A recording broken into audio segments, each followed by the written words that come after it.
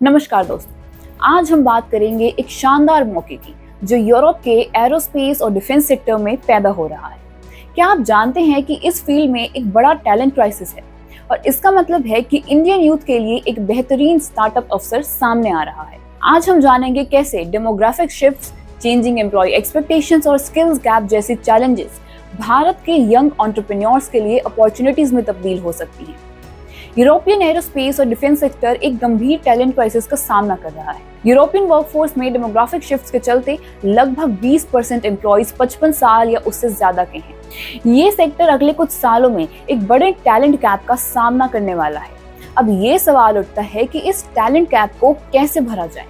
एक तरफ जहाँ ये समस्या यूरोप के लिए एक चुनौती है, वहीं दूसरी तरफ ये हमारे लिए एक गोल्डन अपॉर्चुनिटी। इंडियन स्टार्टअप्स के लिए ये एक बेहतरीन मौका है कि वो इस टैलेंट गैप को technology solutions, workforce management platforms या फिर इवन स्किल्ड आउटसोर्सिंग के जरिए भर सकें। आज की जनरेशन के वर्कफोर्स की एक्सपेक्टेशंस बिल्कुल बदल चुकी है। पहले के मुकाबले अब लोग केवल सैलरी या जॉब सिक्योरिटी नहीं देखते, बल्कि करियर प्रोग्रेशन, फ्लेक्सिबिलिटी और डाइवर्सिटी को ज्यादा इंपॉर्टेंस देते हैं। अब लोग quick and easy hiring processes, hybrid work models, rapid career progression, diversity, inclusion, sustainability and career exploration opportunities को ध्यान में रखकर वर्क ढूंढते हैं। यूरोप के ट्रेडिशनल एरोस्पेस और डिफेंस सेक्टर के लिए इन बदलते एक्सपेक्टेशंस के साथ तालमेल बैठाना आसान नहीं है, लेकिन यही वो जगह है जहां इंडियन यूथ और एंटरप्रेन्योर्स के लिए अपॉर्चुनिटीज बनती हैं।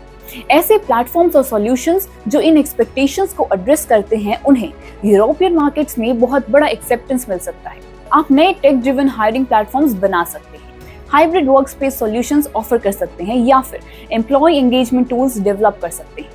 यूरोप में एरोस्पेस और डिफेंस सेक्टर को एक और बड़ी चुनौती का सामना करना पड़ रहा है और वो है स्किल्स का। लगभग 75% यूरोपियन कंपनीज को स्किल्ड वर्कर्स मिलना मुश्किल हो रहा है और 40% एडल्ट्स के पास बेसिक डिजिटल स्किल्स भी नहीं। खास करके विमेन का स्टेम फील्ड्स में ग्रेजुएशन रेट भी बहुत ही गिरता जा रहा है। यानी एक बड़ा अवसर भारत के स्किल्ड टेक एंटरप्रेन्योर्स के लिए है, जो कि अपस्किलिंग, रीस्किलिंग और डिजिटल ट्रेनिंग प्लेटफॉर्म्स बनाकर इस गैप को भर सकते हैं। यूरोपियन कंपनीज ऐसे टूल्स और सर्विसेज की तलाश में हैं जो उन्हें डिजिटली स्किल्ड वर्कर्स तैयार करने में मदद करेगी। अगर आप एक इनोवेटिव एजुकेशन या ई लर्निंग प्लेटफॉर्म स्टार्टअप शुरू करने की सोच रहे हैं, तो ये सेक्टर एक बहुत ही बड़ा पोटेंशियल मार्केट बन सकता है। यूरोप के एरोस्पेस और डिफेंस सेक्टर को टेक कंपनीज से कड़ी कंपटीशन का सामना करना पड़ रहा है।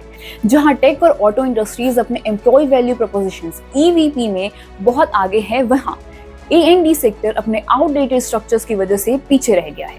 हालांकि लीडरशिप और वर्क लाइफ बैलेंस जैसे एस्पेक्ट्स में यूरोपियन A&D कंपनीज US की कंपनियों से बेहतर है, लेकिन टेक ड्रिवन कल्चर की कमी उन्हें पीछे ढकेल रही है। आप इनोवेटिव स्टार्टअप आइडियाज के साथ यूरोपियन A&D सेक्टर में एम्प्लॉय एंगेजमेंट और EVP सुधारने में मदद कर सकते हैं।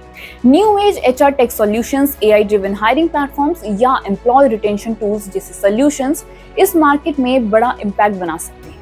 यूरोप का टैलेंट क्राइसिस आपको एक ग्लोबल प्लेयर बनने का मौका दे सकता है, जहां आप अपने स्टार्टअप्स को इंटरनेशनल स्केल पर ग्रो कर सकते हैं। तो इंडियन यूथ और एंटरप्रेन्योर्स के लिए टेक अवे क्या है? यूरोपियन एरोस्पेस और डिफेंस सेक्टर की ये चैलेंजेस आपके लिए बड़े अपॉर्चुनिटीज में बदल सकती है। आप innovative tech driven solutions develop कर सकते हैं जो कि talent acquisition, digital skills training और एम्प्लॉयज एंगेजमेंट जैसे क्रिटिकल एरियाज में मदद करें। दोस्तों, इस बदलते ग्लोबल सिनेरियो में स्टार्टअप्स के लिए मौके हर जगह हैं। यूरोपियन एरोस्पेस और डिफेंस सेक्टर का टैलेंट क्राइसिस इंडियन एंटरप्रेन्योर्स के लिए एक बड़ा अवसर है। अगर आप इनोवेटिव सॉल्यूशंस और टेक्नोलॉजी ड्रिवन आइडियाज के साथ आएंगे, तो यूरोपियन मार्केट आपके लिए खुला है। तो देर किस बात की, अभी से अपने स्टार्टअप आइडियाज पर काम शुरू कीजिए और ग्लोबल अपॉर्चुनिटीज का फायदा उठाइए। आपके इस मुद्दे पर क्या राय है, हमें कमेंट सेक्शन में जरूर बताएं।